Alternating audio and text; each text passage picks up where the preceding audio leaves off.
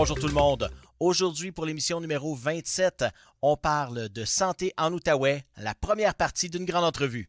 Bienvenue à Studio Libre.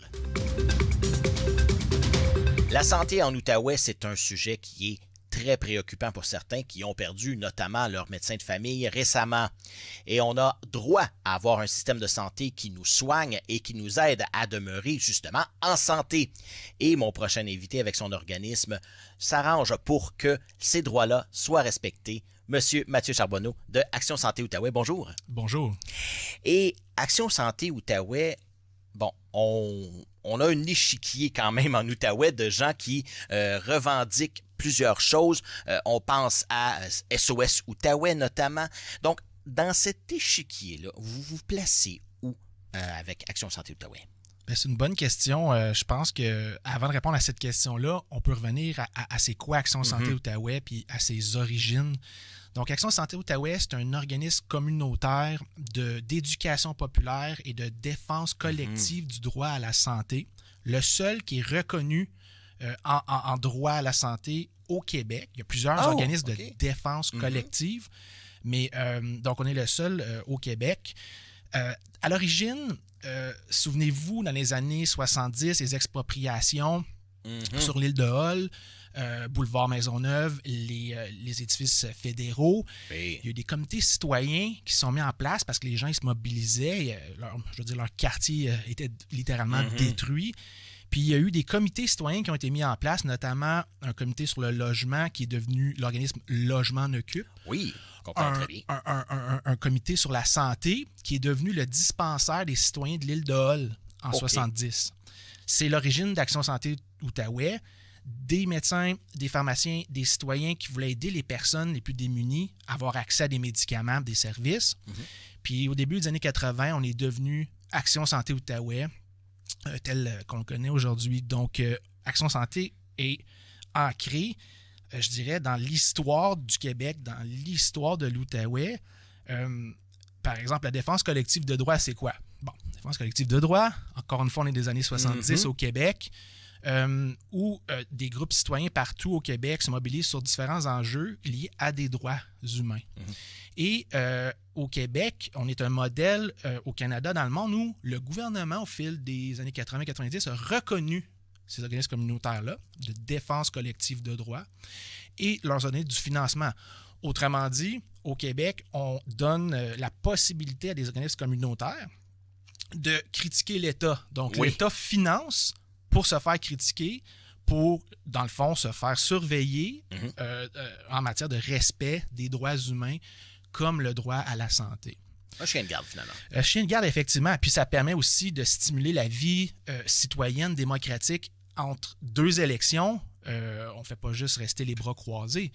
Donc, ça permet nos organismes de défense collective de droit d'amener les communautés, les personnes à se mobiliser, à s'éduquer, à réfléchir, à analyser les enjeux, par exemple, de santé pour stimuler la vie démocratique entre deux élections. Donc, Action Santé Outaouais, c'est un peu ça, mais là, je n'ai pas encore expliqué c'est quoi la défense collective de droit. Oui, parce que c'est un sujet, on parle défense collective de droit, ça mange quoi en hiver? Exactement.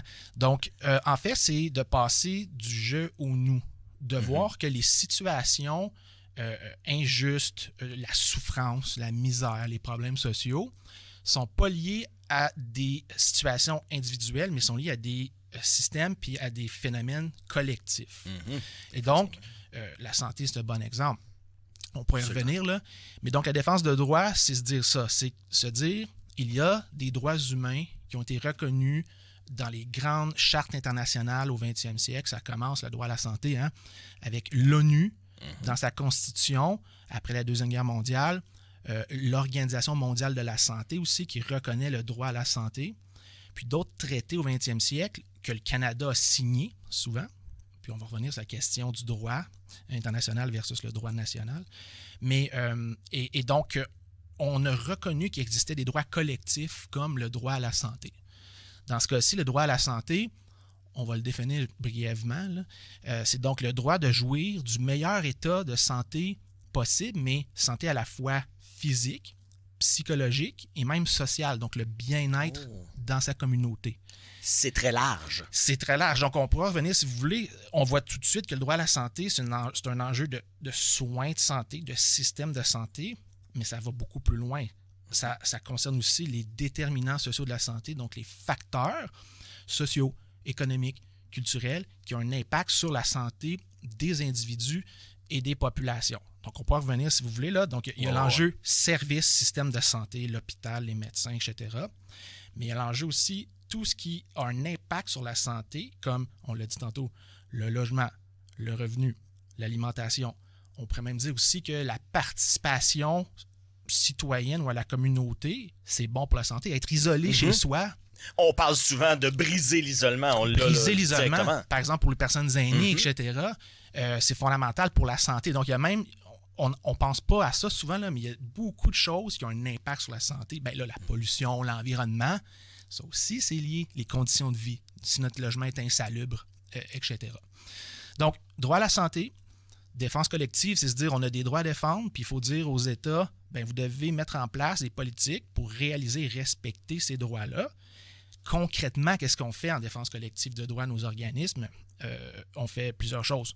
On analyse, on éduque, on consulte, on fait des consultations publiques, on se mobilise, on fait de la représentation politique auprès des preneurs de décision et on pourrait dire qu'on veut porter la voix des citoyens, des communautés, des territoires, nous, en matière de santé, avec les besoins que les gens ont dans la région, puis les solutions aussi qui viennent de la région et non, par exemple, de Québec ou des preneurs de décision en haut de la pyramide. Parce que, on le sait, chaque région du Québec a ses particularités, notamment en santé ici. On le sait, la proximité de Ottawa et de tout le système ontarien fait en sorte que on a l'impression, les gouvernements vont peut-être dire le contraire, mais on a l'impression que la voie facile, c'est de dire, lui, du côté ontarien, pas de problème, le système est bon, allez directement. Et puis, si on pose la question, justement, à certaines personnes, où est-ce que vous pensez aller quand vous êtes malade? Souvent, la réponse à Gatineau, c'est « je m'en vais directement au général » ou « pour mes enfants, je m'en vais au CHIO ». Bon, c'est sûr que le CHIO, c'est un cas particulier parce qu'il n'y a pas d'équivalent ici au Québec de notre côté à Gatineau, à part Sainte-Justine de Montréal. Mais quand on pose la question, c'est rendu ancré dans la tête. Bon, on s'en va en Ontario, on oublie même le système du Québec. Du genre, il est tellement pas bon que... Puis ça, j'enlève pas ça aux gens qui travaillent avec ce système-là. Mais c'est un système qui est... On le voit en Outaouais, donc on s'est sous-financé de première ligne. Là. Ça fait des années qu'on le dit, mais on a l'impression qu'on se rabat facilement sur le système ontarien. Effectivement. Donc, vous avez raison. Là, on va commencer par regarder ce qui se passe en Outaouais au niveau santé. Le lien avec l'Ontario, effectivement, il faut en parler. Après, on pourrait parler au niveau main-d'œuvre, les professionnels de la santé, les travailleurs, travailleuses, gros enjeux. Puis après ça, il va falloir se dire aussi pourquoi ça va si mal en Outaouais. Il y a des raisons qui viennent aussi des politiques de santé qui ont été mises en place dans les dernières décennies à Québec, dans d'autres pays aussi. On va appeler la centralisation, entre autres, la privatisation. Donc, pour commencer, en Ontario, environ 30%, un exemple, là, des femmes doivent accoucher, donc qui vivent en Outaouais, donc doivent accoucher en Ontario. Parce qu'il n'y a pas assez de... Il n'y a pas assez de services de santé. Ils n'ont pas accès à des obstétriciennes, gynécologues, etc. Les hôpitaux n'ont pas assez de capacité. Les gens vivent, par exemple, trop loin de Gatineau où les services ont été concentrés. Par exemple, dans le Pontiac. Oui, je pensais justement au Pontiac. Ça fait quelques années qu'ils ont perdu Charville. L'obstétrique à Charville. Donc, ces gens-là doivent se rabattre vers l'Ontario, mais pas... Donc, 30% des femmes qui accouchent, qui sont comme un peu forcées d'accoucher en Ontario et non chez elles, c'est beaucoup. Puis plus que tu restes loin, plus que tu es loin de ta famille, de ta communauté, des gens qui sont là pour te soutenir, par exemple, dans un accouchement, plus que tu as des frais potentiellement à débourser, qui ne sont pas remboursés par le système public de santé, le transport, l'hôtel pour les frais, les proches, etc. Donc, il y a effectivement, puis ça c'est juste un exemple, la question des accouchements, d'énormes iniquités en matière d'accessibilité aux services qui sont vécus par les patients et patientes de l'Outaouais. On va remettre les faits à la table. En date de 2023, c'est 348 millions de dollars qui manquent en Outaouais lorsqu'on se compare par habitant aux autres régions du Québec dans le financement public de la santé. Et pourquoi? C'est le pourquoi. C'est une bonne question. OK, ça, c'est une excellente question. Il y a des... quand on jase et on se demande pourquoi, on vient souvent à la question, bon, ben l'Outaouais a voté toujours la même couleur pendant des décennies. À un certain point, on a voté d'une autre couleur. Là, ça fait 2 mandats où on a voté d'une autre couleur. Ça n'a pas changé. Donc, l'explication politique, elle est là, mais elle ne semble pas tout expliquer. Logique. Donc, par la suite, on pourrait se dire, ben pourquoi on endure ça en Outaouais? Il y a d'autres régions du Québec qui endureraient le quart de ce qu'on endure. Les gens ils sortiraient dans la rue, bloqueraient les routes. Absolument. Donc, là, on arrive à une explication peut-être plus sociologique, où je dirais que l'Outaouais accueille des gens de partout au Québec. Abitibi, les Maritimes, l'Université d'Ottawa, les communautés francophones. L'Outaouais est rendu un des plus grands centres d'immigration dans les dernières années. Donc, peut-être qu'il y a moins une fibre identitaire aux gens de l'Outaouais. Il y a peut-être moins d'attachement à l'Outaouais que dans d'autres régions du Québec, par exemple, parce que c'est une région où on est de passage, où on a été déracinés, nos racines sont encore ailleurs, même si on s'installe, on fonde une famille en Outaouais. Puis, finalement, parce qu'on pourrait en parler longtemps, il y a l'enjeu du fédéral qui donne beaucoup de jobs en Outaouais relativement bien payés, avec des bonnes assurances. Puis à mesure que le système va de plus en plus mal, il se privatise aussi. Puis là, il y a des gens qui sont peut-être capables d'aller se payer une chirurgie au privé, malheureusement, mais qui le font. Donc, j'ai pas d'explication définitive pourquoi le sous-financement, donc l'iniquité du financement de la santé en Outaouais se poursuit. Mais chose certaine, c'est une réalité. Puis, les gens sont tannés, les gens souffrent. Je pourrais vous donner des statistiques là, de problèmes en matière de soins de santé puis même d'état de santé de la population qui montrent qu'il y a une iniquité. Vous le savez, elle est reconnue depuis 2019 par l'Assemblée nationale et pourtant, les bottines n'ont pas suivi les babines. Il n'y a rien qui a changé. Absolument pas. Exactement. C'est un peu la tristesse de la chose parce que on se dit, on reconnaît officiellement, et je me souviens encore de l'annonce, que l'Outaouais est sous-financé, qu'on nous a oubliés, mais on continue de nous oublier. Et là, on a un déficit, ça marche pas. Il y a toujours des raisons qui font en sorte que l'iniquité, elle va continuer parce qu'on n'a pas les moyens de la ramener. On nous annonce un hôpital, j'ai hâte de le voir.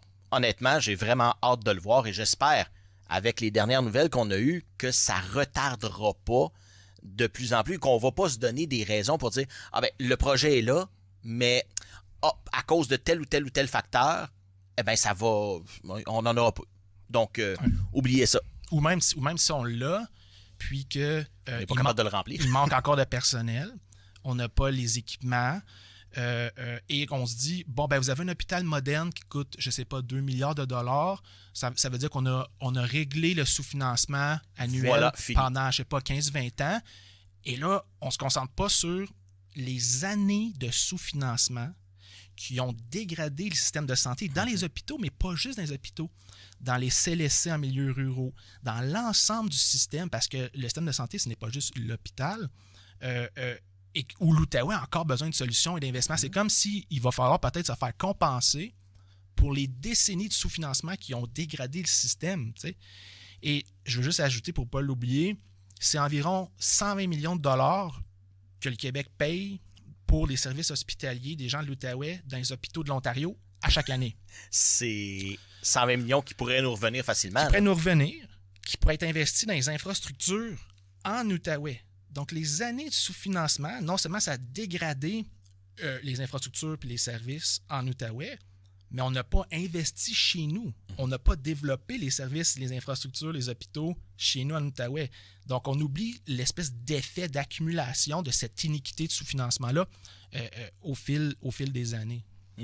Et quand on pense au système ontarien, on a l'impression, encore là, c'est peut-être juste une impression, que le système est meilleur, que le système va plus vite, que le système est moins embourbé, que le système avance. Et pour y avoir déjà été, eh bien, on s'excusait pratiquement d'avoir 5 minutes de retard sur un rendez-vous. Et au Québec, on peut se présenter avec un rendez-vous à 13h, puis on va passer à 15h, 16h, 17h si on passe dans la même journée. Pourquoi est-ce que notre système est aussi dégradé, j'allais dire? Puis ça, c'est à travers la province, là. Qu'est-ce qui fait que notre système n'est pas comparable à celui de l'Ontario, qui est juste à côté? On prend souvent des exemples sur l'Ontario et on prend des exemples ici et là. Mais pourquoi on le fait pas? C'est une excellente question. Là, on arrive aux causes qui sont différentes du sous-financement de la santé en Outaouais. Tantôt, je parlais des réformes, des politiques de centralisation et de privatisation. Avant d'aller là-dedans, on va mettre une chose au clair. Les gens sont parfois surpris quand je dis ça. Le système québécois de santé est l'un des meilleurs au monde. Quand on se compare, parmi tous les pays sur la planète, là, c'est quand même un des meilleurs au monde. Sur papier? Non, même dans la réalité. Cela étant dit, ça dépend avec qui on se compare lorsqu'on veut évaluer la performance. Ouais. Lorsqu'on parle de l'Ontario, ce qui est particulier à l'Outaouais, c'est qu'il y a entre autres un exode du personnel. Notamment, et là, les syndicats, les travailleurs-travailleuses, les médecins sont mieux placés que moi pour en parler, mais on le sait, les conditions de pratique, les conditions de travail sont meilleures. On pense juste à la question là, de travailler en équipe. Ouais. Donc, au Québec, les médecins ont beaucoup de responsabilités dans le système et on a la difficulté à distribuer, à ce qu'on appelle, à mettre en place la collaboration interprofessionnelle pour que, par exemple, les infirmières praticiennes spécialisées, donc l'ensemble des professionnels de la santé... Tout le monde se parle, finalement. Tout le monde se parle et puisse faire des actes, donner des services. Donc, en Ontario, on travaille, entre autres, beaucoup plus en équipe qu'au Québec. Collégialité qu'on n'a pas au Québec. Exactement. Une question, donc la question des conditions de travail. Puis en Outaouais, c'est encore pire parce qu'on a juste à travailler de l'autre côté de la rivière. Donc, plusieurs professionnels de la santé vivent en Outaouais. On ne peut pas les blâmer de vouloir avoir des meilleures conditions de travail, meilleures conditions de pratique. Absolument. Cela étant dit, on arrive aux fameuses politiques, aux fameuses réformes. Donc, le Québec, comme dans d'autres pays, comme dans le reste du Canada, dans les dernières décennies, a beaucoup centralisé et privatisé, on va définir ça. Plus que, par exemple, en Ontario. Ça, qu'est-ce que ça veut dire? Ça veut dire qu'au fil du temps, la gestion du système de santé, que ce soit dans les cliniques, dans les CLSC, dans les CIS, là, au niveau régional, c'est de plus en plus centralisé. Hein? Au lieu qu'on permette de prendre des décisions et faire des dépenses de budget selon les besoins des territoires, par exemple dans Papineau, dans Petite-Nation, dans Pontiac, dans la vallée de la Gatineau, les décisions se prennent à Gatineau, se prennent à Québec. Donc, un exemple, là, les ressources humaines, c'est géré à Gatineau alors que les travailleurs-travailleuses ont besoin de pouvoir, par exemple, s'échanger des congés ou pourraient mieux se coordonner si c'était décentralisé comme avant la question de la gestion des ressources humaines. Donc, centralisation vraiment importante au Québec du système de santé, plus que dans plusieurs provinces canadiennes, et aussi privatisation. On a parfois l'intuition que le Québec a un système public et universel de santé, ce qui est le cas, mais il y a plusieurs services qui ont été privatisés, soit dans leur gestion, ou même où on peut aller payer de notre poche. Je vous donne un exemple. Au Québec, les médecins ont la possibilité de se désaffilier du système de santé et de revenir dans le système public, privé. Je pense que 2023-2024, on parle d'environ 800 médecins désaffiliés au Québec. Quand même. Alors que dans l'ensemble du reste du Canada, c'est une douzaine de médecins qui sont dans cette situation-là. Wow. En Ontario, les médecins ne peuvent pas faire ça. Okay? Donc, il y a un ensemble de facteurs liés à la centralisation et à la privatisation qui, dans le fond, malheureusement, définissent le Québec au niveau du système de santé. Un autre exemple, les fameux CLSC. Oui. Donc, les centres locaux de services communautaires mis en place dans les années 70, un modèle, les autres pays regardaient ça, ce qu'on avait fait. Wow! Il y a plusieurs professionnels de la santé, il y a du médical, il y a du psychosocial, équipe multidisciplinaire, avec des conseils d'administration où les gens sont élus, ils viennent de la communauté. Modèle idéal. Un modèle idéal de décentralisation et de démocratisation, parce qu'on en a pas parlé aussi, là. C'est-à-dire que quand tu centralises puis tu privatises, ben c'est plus les communautés et les citoyens qui prennent les décisions dans le système de santé, ce sont les fonctionnaires et les propriétaires des cliniques.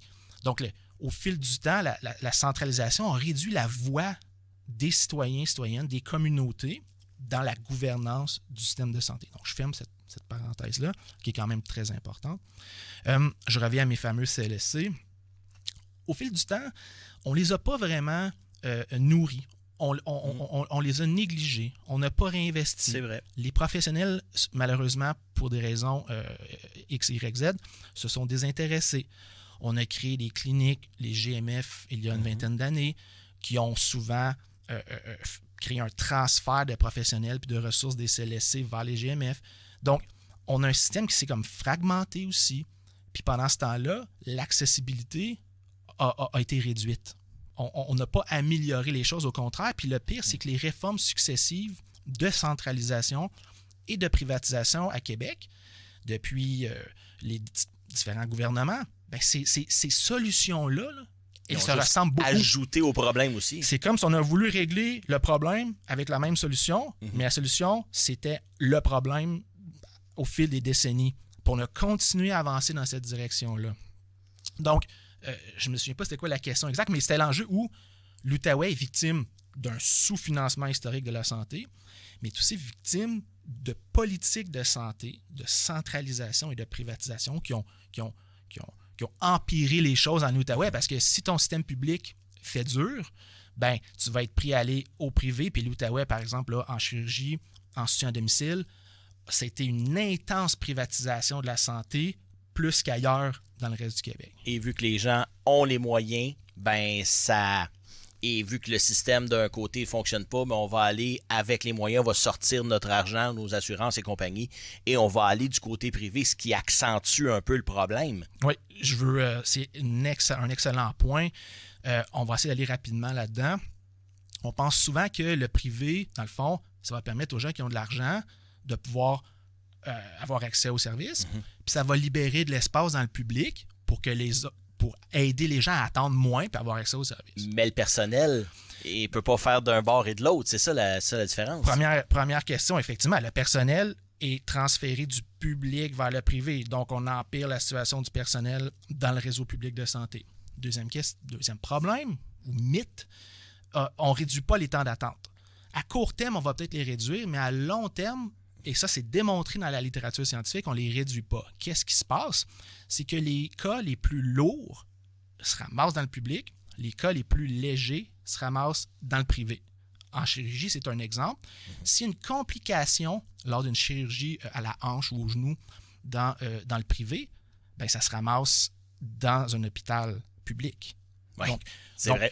On pourrait dire qu'il y a comme un écrémage ou une accumulation là, des bons cas plus dans le privé, qui sont plus profitables aussi, plus simples, et des cas quand il y a plus des lourds. problèmes, on en revoit sur le public. Exactement. Voilà. Donc, un système à deux vitesses, malgré ce que certains disent, c'est pas une solution, ça empire le problème.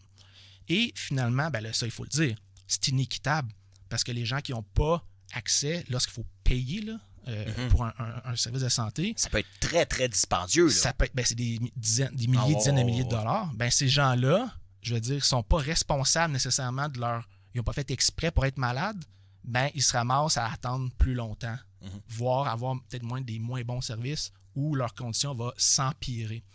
Donc, le privé en santé, c'est une fausse solution. Ça fait partie du problème au Québec, contrairement à ce que certains peuvent dire. Quand on se retrouve, notamment, avec cette situation-là de médecins de famille qui... tout d'un coup, du jour au lendemain, décide de quitter. Et là, on se dit, bon, je vais m'en retrouver un autre. Mais poser la question, c'est y répondre. En trouver un autre, dans ce cas-ci, on parlait d'une quinzaine de mille personnes qui ont perdu leur médecin de famille à cause de la loi 2 qui finalement a été retirée, là, heureusement. Mais comment on fait, comment on dit aux personnes, vous avez droit à votre santé, mais il n'y a pas de personnel pour vous accueillir. Et quand on voit le gouvernement qui nous dit, il y a d'autres solutions que l'urgence, j'ai le goût de dire, ah oui, lesquelles? Tout à fait d'accord. Donc, juste pour préciser, la loi 2, au fond, au fil des négociations, elle n'a pas été retirée, mais on a réduit beaucoup là, ce qui était prévu au départ. Je ne veux pas rentrer là-dedans. Mais effectivement, on dit aux gens, il n'y a pas juste l'urgence, mais s'il n'y a pas d'autres solutions alternatives, qu'est-ce qu'on fait? On a vu dans les dernières semaines des gens, par exemple, des jeunes femmes d'une trentaine d'années qui a eu le cancer, qui perd son médecin de famille, elle perd son suivi. Elle est seule, elle ne sait plus quoi faire. Elle médiatise son cas, puis là, finalement, il y a un médecin qui dit, j'ai une place, je vais te prendre. T'sais. Donc, est-ce qu'il faut faire ça tout le temps? Ça n'a pas de bon sens de mettre les patients, les individus dans cette situation-là, puis de dire, arrangez-vous. Ça ne marche pas même un système de santé. Nous, ce qu'on fait beaucoup chez Action Santé Outaouais, c'est qu'on consulte les citoyens et citoyennes, les organismes, les parties prenantes, pour dire quels sont les besoins, mettons, en santé des femmes, pour les aînés, en santé mentale, etc. Puis quelles sont les solutions que vous voulez amener. On veut proposer des solutions qui viennent du bas vers le haut plutôt que du haut vers le bas, comme ça a été trop le cas avec les réformes de centralisation et privatisation. Oui. Quelqu'un dans un bureau à Québec qui décide que, finalement, pour faire aligner les chiffres, exactement. Et voilà les conséquences. Là. On a axé trop les politiques sur l'efficacité, sur des données quantitatives de volume, par exemple, et non sur la réalité du terrain. On applique la même chose dans Papineau qu'on applique dans le Pontiac ou dans la vallée de la Gatineau ou dans la ville de Gatineau. Ça ne marche pas comme ça. Un cas de cancer, ça ne prend pas 15 minutes à traiter. Là, exactement. Merci beaucoup d'avoir été des nôtres pour cette édition numéro 27 de Studio Libre. J'aimerais remercier mon invité d'aujourd'hui, Mathieu Charbonneau, directeur d'Action Santé Outaouais. Et je vous rappelle qu'il y aura une deuxième partie à cette entrevue dans l'émission numéro 28. Je vous rappelle aussi que nos émissions sont disponibles sur notre chaîne YouTube et nous avons notre groupe de discussion Facebook TVC Basse-Lièvre, entre parenthèses officiel, auquel vous pouvez vous abonner pour des nouvelles un peu plus au quotidien de la TVC. Et moi, je vous dis à la prochaine et on se retrouve pour un autre Studio Libre.